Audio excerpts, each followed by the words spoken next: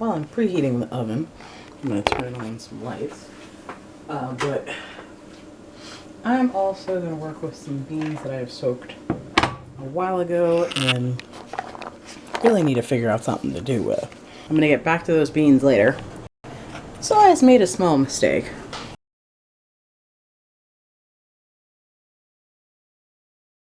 So welcome back. It is a new day and I got to figure out a new way to deal with these beans I had yesterday. So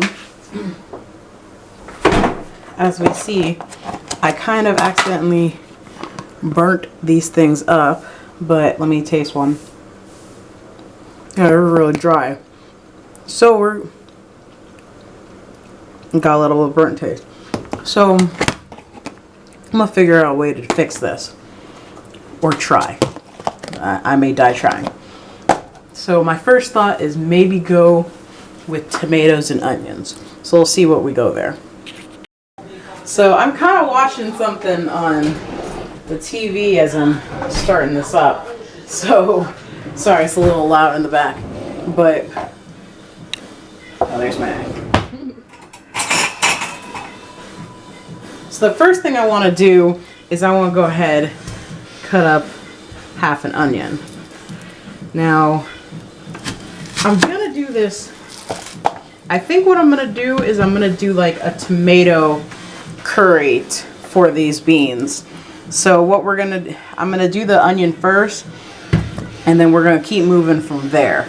And hope for the best, because Lord knows, you know, I've already messed up and now I'm really cooking without a parachute of any kind. So I'm going to get, I don't even remember what I have on next, but don't forget to always take off the top layer. And if it still looks kind of sketch, that's when you kind of rinse off an onion. But I don't always do that. I mean, obviously take off the necessary skin. Sometimes I'll leave the skin under, but right now I'm taking off a full layer. Gonna rinse this off. I'm gonna chop it.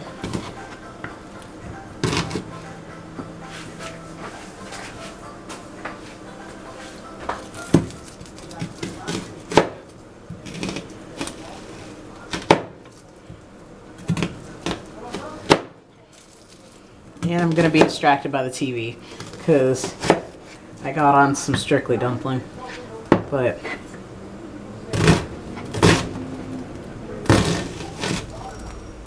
remember, do the frickin', I know it's hard to see this. Hold on. Always make sure, I can't remember how someone described this, or it was an anime or something. Do the bear claw. I do stupid stuff when I'm cutting up onions and stuff, but always cup your darn fingers, because I think I did cut myself making one of these videos recently. So I got my little saucepan out. I was gonna use my coconut oil, but I'm having a problem again, and I cannot open the jar. So I'm switching that up to some EVOO. Throw that in there. I think one of the nice things about being at home lately, I have watched a lot of videos going over food, and there was discussions on the idea of why people don't use extra virgin olive oil in their cooking, and they thought it would go toxic, but I can't remember whose video I was watching. I don't think it was Alton Brown. I think it was somebody else. But the whole idea is for this to go really, I mean, it's not going to do anything. Oh, I know who it was. I just don't know his channel. But, I mean, it's not going to do anything to heat up extra virgin olive oil and cook with it. It's just, you know, maybe it'll burn out some of the flavor in it. So, I got that extra virgin olive oil. I got the stovetop set at a little over medium. I'm going to wait, let that get hot, and then throw in the onions. Alright, it's been a few minutes. I kind of just put my hand over it to check the heat. I can feel the heat. Now I'm going to go ahead and throw the onions in there. And you can hear the sizzle. So, I'm going to go ahead and throw that in here. I'm actually going to turn the heat down because I don't like these. I feel like I always I always mess up and like have my stuff going really high for too long. So I'm going to turn this down to almost like a 2 and let the onions just start to go. See all that goodness in there. And I'm going to leave it at that for now. Okay. So while the onions are still cooking, I'm going to grab me good. This is a small utility knife I have. Notice the serratedness on it. You also notice all my, I think I've discussed the fact that I used to sell knives, but that's actually better for doing with tomatoes, because unless you're pressing, I mean, if you've got a flat knife, you can cut a tomato with a flat knife. That's true. But you know you're going to end up squishing it. Whereas I mean, if it's a really sharp knife, you can cut it. I'm just using the serrated knife. Shoot, I could show you even better. This is a plastic knife. Now, let me see if you could catch this on the thing. I can actually cut through this just because it's slightly serrated. I can cut through this tomato and not squish it too much. Now, if I try to cut smaller pieces, that's another story. But it's got the little saw in action. Now, if I cut, I didn't get through that whole bit. If I cut with this, now my knife is not that sharp, and typically a lot of people don't have really sharp knives. I'm starting to squish the tomato already, so I'm going back. I'd rather stick with the, with my serrated utility, or even that, what was this? This is preserve. This is a preserve knife that you could honestly just dispose of, but I had it when I didn't have a kitchen. And technically it's compostable, I believe. I just use that, and I could cut through this knife and not squish it too intensely. So, knife tip, people, knife tip. But I'm going to cut these up into not very small pieces, but just kind of wedge it out.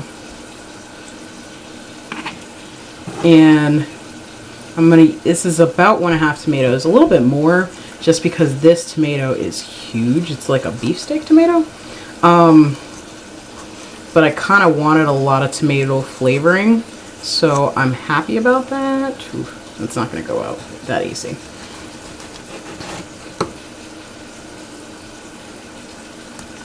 Because part of the reason I'm doing the tomato is some of the beans do taste a little burnt. It may be, or I may just not do the whole of the second tomato.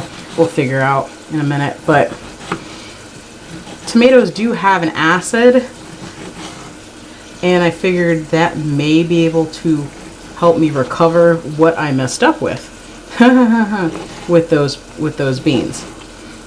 I'm going to cut these down. The bigger one I'm going to cut into more like thirds rather than half. And I'm going to toss that in next with the onions. And luckily, because I do have this on a very low heat, I can kind of ignore it rather than have to like pay constant attention. But still pay attention, because when you don't pay attention, you end up like me and having burnt food. And I'm not trying to waste any food if I can. If I can help it. Now, luckily the tomatoes aren't burnt, and I tend to do that a lot, but they're starting to become a little bit translucent. So I'm going to go ahead and throw these tomatoes in the pot, in my saucepan. And remember, I turned up the heat, well, I didn't show you guys. I turned up the heat a little bit, but always remember, when you have a liquid item going into a hot, oily pan, if it was hotter, I'd be in more trouble. But because I turned down, because my temperature was only at low, I don't have as much of an issue. Now, if it was medium or high, I'd probably get a lot of splashback. There you go. And mix it all up. this is a time at which I actually am going to take a little bit of time. I turned it up for a minute, but I'm going to leave it low at 2 for a while with the tomatoes because I really want the tomatoes to break down, but I'm going to try to make sure that I'm paying attention to it and come back and mix it here and there. So I'm going to actually hang out for a little bit and let this cook down. Alright, so we're back. I have been letting this go. Actually, I had this on 3 for a little bit. Been letting this go for an hour. Actually, the tomatoes are almost exactly where no, they're a little bit more than what I want them. So to kind of deglaze the bottom of the pot, I'm going to, I think I'm going to throw in the beans now, but I'm also going to throw in some of my no chicken broth, vegetarian, and though it's vegetarian, I see nothing in here that resembles meat, so I'm going to actually throw the beans in, my poor dead beans. Well, they were dead to begin with. But there's the beans.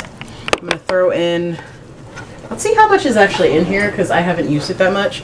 I'm going to start with 1 cup of broth. Wow, I have like more than 1 cup. Well, this is definitely a cup of this broth. Shout out to my homies at Organic Image. Again, I'm not sponsored by anybody. This is the low sodium, no chicken broth. So that was 1 cup. Let's see how much is left in here because I think I'm just going to use it up because I might not use it any other time. That's 1 1/4 cup. So there was 1 1/2 cups of broth left. Yay. Like every last little bit because I'm not using this again. And gonna stir this up. Got tomatoey flavor. And also to take out some of the, because I did boil this, to take out some of the flavor, I'm also going to add in one more thing. So I was going to throw a normal white potato in there. Well, not normal white potato, but I was going to throw I had leftover Japanese sweet potato, but I had been sitting in water, and finally when I opened it, I realized I messed up and it had gone bad. So I'm going to peel this up real quick and throw some of this sweet potato in and call it a day. Yeah, I'm going to do this slightly the professional way, slightly not. Because the professional way is cutting this into like stick form, kind of like this, and cutting it down. But it's also a way for me to just, I use every little bit. I'm not wasting any of this. I ain't got that kind of money. Except for the fact that I wasted that other part of potato. Now the good thing is potatoes are one of those things that are just like, oh, at least they're not so horrible to waste with money, because the potato is probably about $1, if not less, though I would prefer not to waste $1. So I'm actually going to throw everything in here as I go so that I'm not taking up too much time. There you go. The sweet potatoes are awesome. And I know they're full of nutrients. What? Don't ask me what right now, because I don't know. But they're full of nutrients. But, yeah, if you want to do the fancy cubing, it's like, I feel like I'm still doing not so fancy, but slightly fancy cubing. So I've used half of the sweet potato.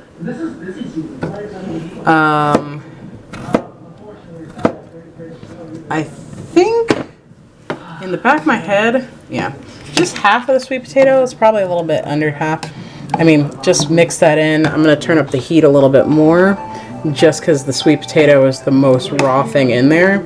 But it's going to absorb a lot of the liquids, as well as I hope the beans will get liquefied up. Well, not liquefied. Absorb more of the liquids. I'm sorry, I have my YouTube video in the back that I'm watching, and the volume's way too long. And I think I may end up actually adding a little bit of sugar. Okay, so turn that down. But I also wanted to make sure I had a lot of seasoning in it, so I'm going to do 1 tablespoon. I'm going to do the Jamaican style curry flavor that I have, which was resurrected today. After someone was looking through a lot of stuff. I'm going to go ahead, pop the lid back on there. And I did turn up the heat, but nothing's happening, but that's okay. I'm going to throw in that 1 tablespoon, mix it all up. So now you can see extra spices. I may actually throw in a little bit more dashes of the spice in there. So we'll say about 1.5 tablespoons of curry powder, and I may throw in a small teaspoon of sugar. Yes, I know this is risky. I'm throwing sugar into this mix. I'm not even tasting it. But I'm going to throw a little bit, throw about half of a teaspoon, because this is a quarter, and throw a little bit more than that of sugar into this mix, just to see if that could take away the burn flavor. You know what? Let's just make this more entertaining, because I don't know what I'm doing anymore. There's some old wine in the fridge. Yeah, this is one of those things where someone could be like, has she gone insane? Yes, I have. So we're going to do a little dollop of Pinot Gris. And we're going to set this, we're going to set it and forget it. Well, not really. Well, here. I've got it. I've turned up the heat a little bit. I could smell the wine because I also spilled some on my hands. And we're going to let it go. Hopefully, I think I should probably let it boil for a minute and then turn it back down to simmer, since this has been on low for a really long time. So now that I got this boiling for a minute, let's see, let's let that, there we go. See, nice and bubbly. I can still kind of smell the wine. I think I want it to get back down to a simmer. I want to keep it at simmering if I can, and let that go for maybe another 30 minutes to an hour. We'll check on it in 30 minutes and see where it is. So it's 1:52. Hopefully I'll be back in half an hour, and hopefully I won't mess this up to the point where I've boiled off all the liquids. Just want to have an update. It's 2:28. Like a minute ago, I turned off the heat and I pulled the pan off, the pot off. Now, the one thing I have been doing is I was coming back and stirring so that nothing got stuck to the bottom. You'll notice that the liquid kind of did reduce, and it's got kind of like a stew look to it. I'm going to let this cool down a little bit, and then I'm going to try it. And I may have to cook some rice, because this looks like rice is necessary. Alright, so here we are with our final product. Have rice, have beans, have sweet potatoes, have onions, and a sponge next to it, which I used to try to clean off right of the stove. And now we will see how this tastes, because hopefully I could save the beans. And if I didn't, man, this sucks.